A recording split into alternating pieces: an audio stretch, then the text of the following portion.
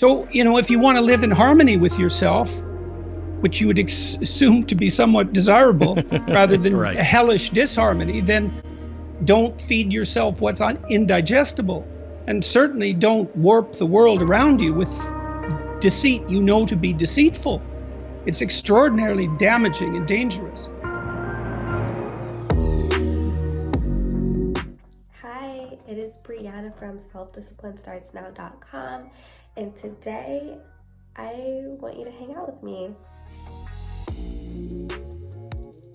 So a lot of my channel is going to be centered around self-discipline just because I teach people how to have self-discipline. And in a previous video that I will link in the description, I talked about how our feelings oftentimes prevents us from having self-discipline. If you are trying to have the self-discipline to go to the gym, right? But after work every day, you're tired. You're too tired to go to the gym.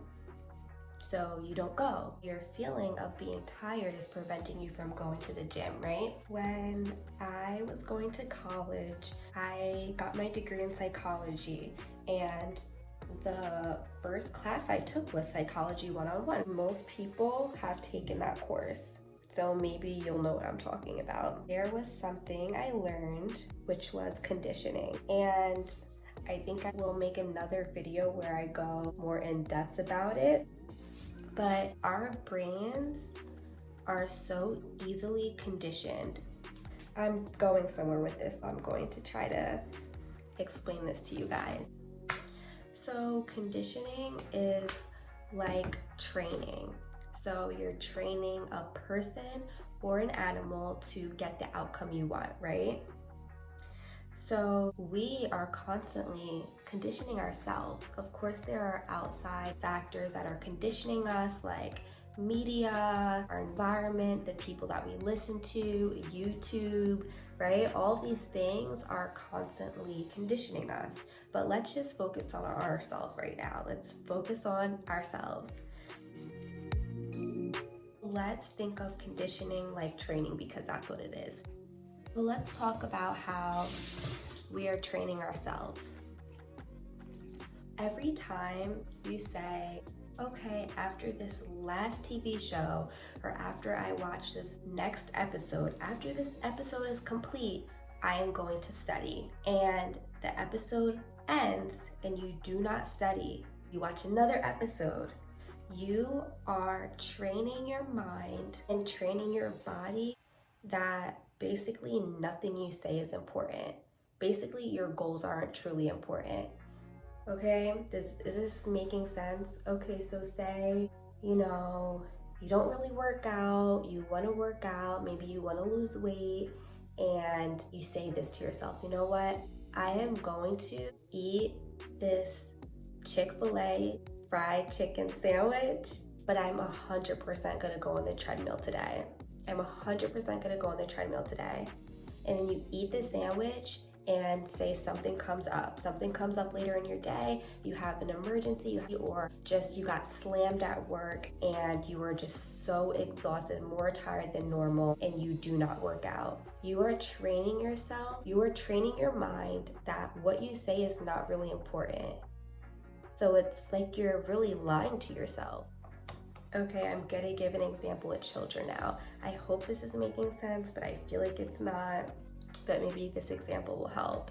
Okay, so did you guys ever see kids that maybe they're not being obedient and their parents say to them, if you don't listen to me right now, I am taking your iPad for the rest of the month. And the children literally do not flinch.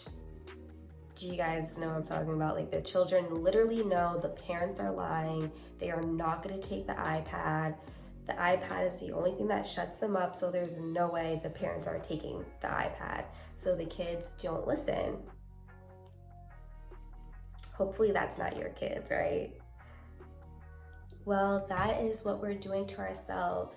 You know that you're not really going to the gym. You know you're really not gonna study because you constantly have gave empty promises. You have constantly told yourself, oh, I'm gonna do this, and you don't do it. Oh, I'm gonna do that, and you don't do it. So you are just constantly enforcing, you're conditioning, you're training your mind that I'm not gonna do what I say I'm gonna do. And that's really scary, guys.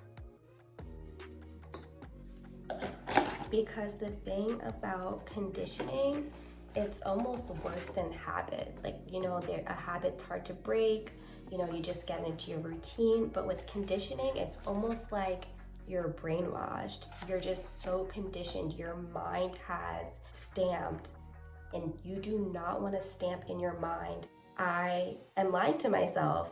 You don't want that, because that is going to hinder you in so many ways that you don't even realize.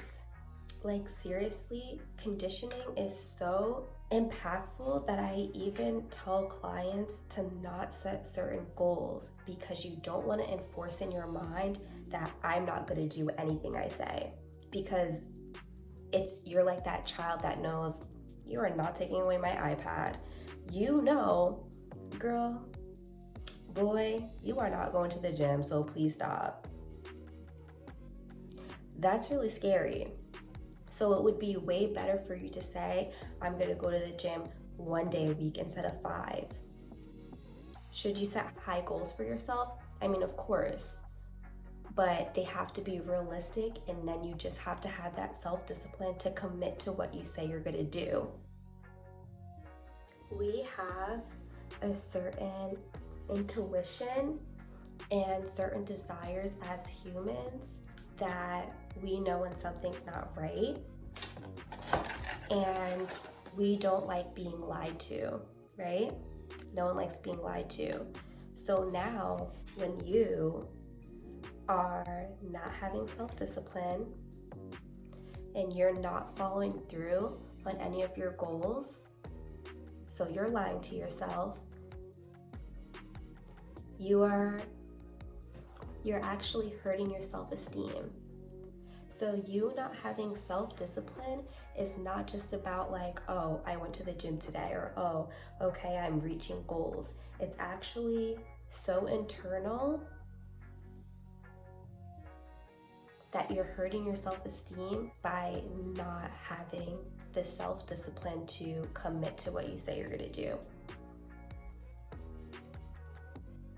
Because you're lying to yourself, and no one likes being lied to. People that know me, this is why I'm so extreme when it comes to self-discipline, because of the effects it has. Okay, so I really hope that this whole rant made sense. In conclusion, my advice would be for people that feel they have no self-discipline, they really struggle with it. My advice would be to maybe set lower goals if you're really having a difficult time, reaching your goals or having self-discipline. I would maybe set lower goals and do whatever you have to do to follow through on them, because you do not want to condition your mind and your body to thinking you're going to lie and not follow through. That's what I would say. And it sounds extreme, but you have to be extreme, because you don't want your self-esteem, your self-value to be hindered because you continue to lie to yourself. I mean, it's kind of ridiculous. Committing to yourself is just so important. Committing to what you say you're gonna do is so important. So I would just, be extreme about it if you have to for the first couple months that you're building your self-discipline. So if you said you were gonna go to the gym and you're just so exhausted, you have to.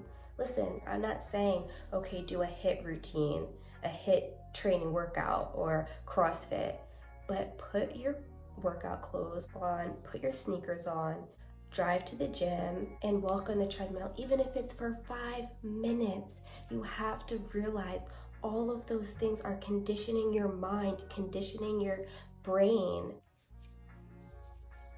Okay, if you set a goal to sleep more or to go to bed early, listen, you have to do that.